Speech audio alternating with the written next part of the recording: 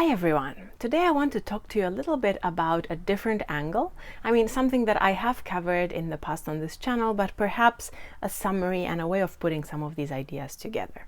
Specifically, I will talk about the 4 temperaments as classified by David Keirsey and how these temperaments manifest at the workplace. What are some of the most important ideas to keep in mind with respect to professions that fit these temperaments quite well and other careers that maybe they might struggle with, as well as certain tips and tricks when it comes to communicating with these temperaments, dealing with these temperaments, working together, and so on and so forth.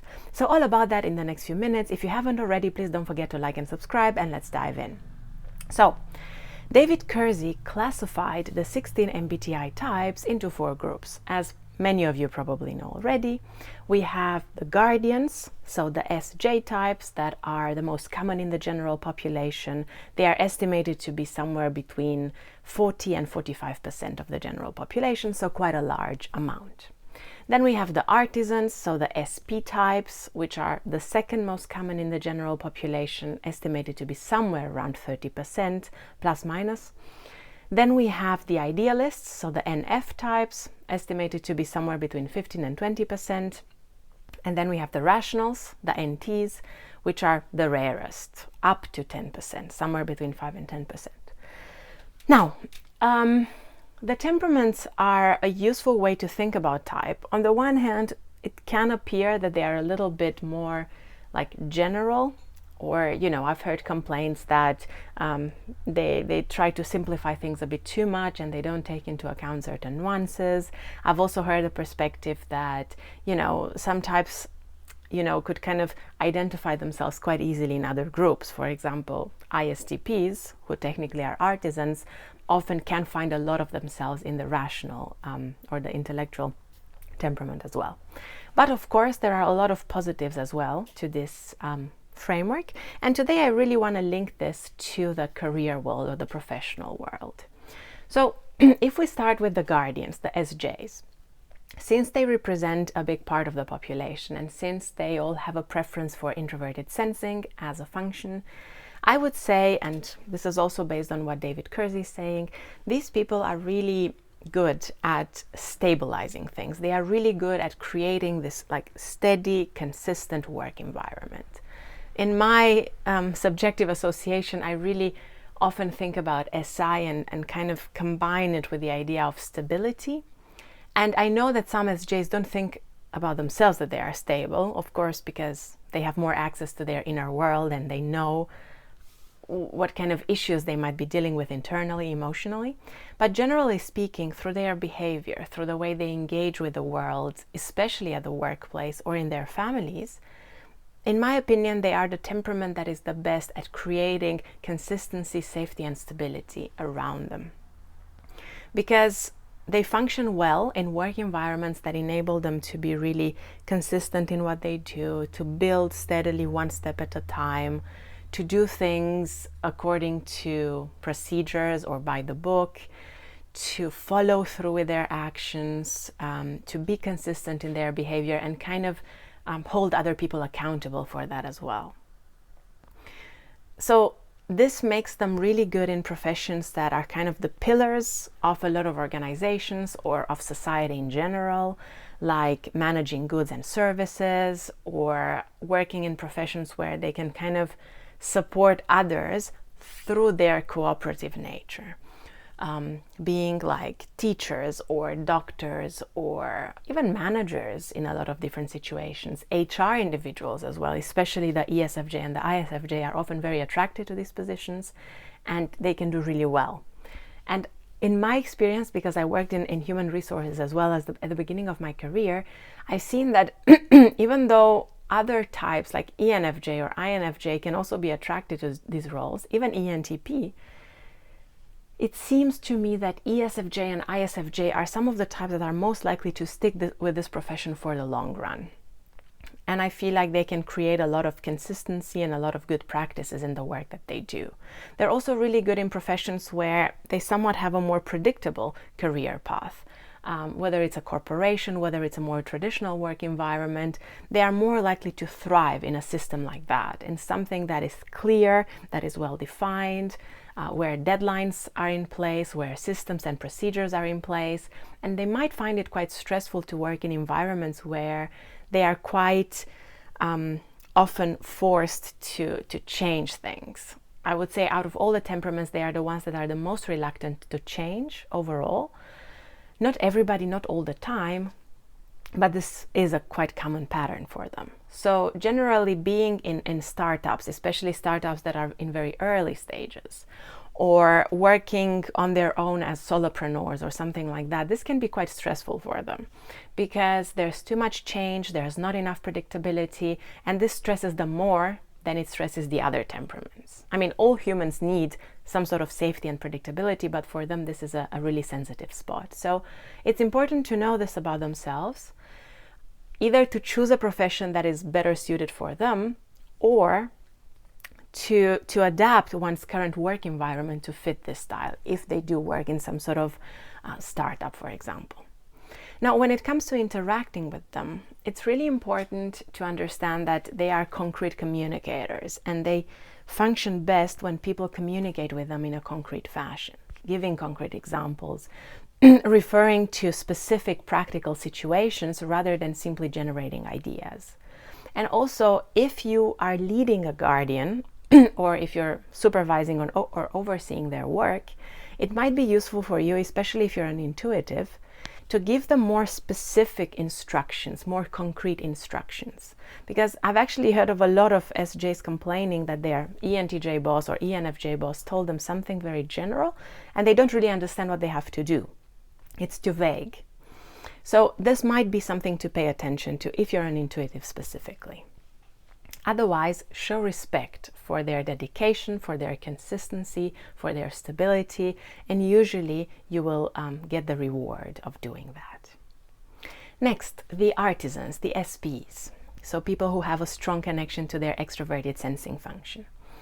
Now, these people, because they are so good at adapting and improvising in the moment, because they are so good at taking advantage of opportunities that are around them, they are really suited for professions that enable them to do that.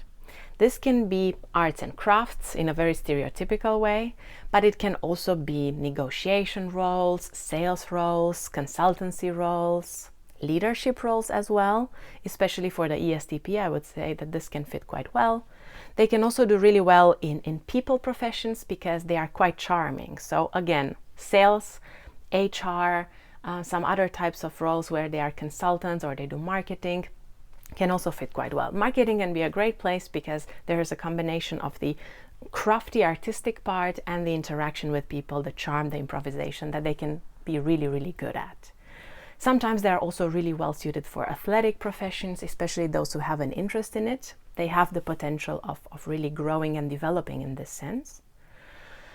And they can also do really well in professions that are more fast-paced. So in contrast with what I said about the guardians, they can do really well in startups, in freelance entrepreneurial environments, because they tend to be quite creative about new business ideas, new ways of doing things. They are adaptable, they improvise well, especially ESTP and ESFP, being extroverts as well.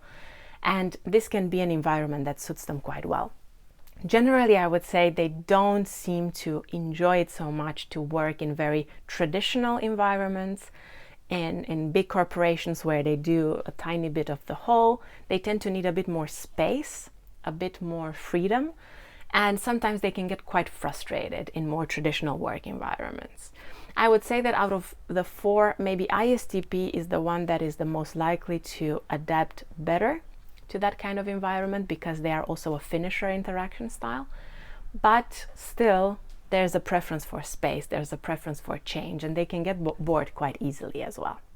So when you're interacting with them in the workplace, it's really important to consider that they are also concrete communicators and they are also pragmatic and utilitarian. So this means, again, you should try to be specific when you talk to them, especially if you're an intuitive. You should do your best to give them concrete, specific instructions rather than too vague ones. Although they tend to do a little bit better compared to SJs when it comes to vague instructions. And you should also allow space for them to move, to improvise, to adapt, to change.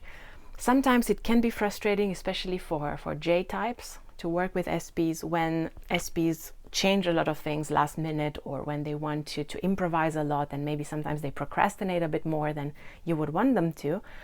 But this is also a way in which they bring value to a team and value to a company. So it can be something to keep in mind to create some sort of balance in your interaction with them.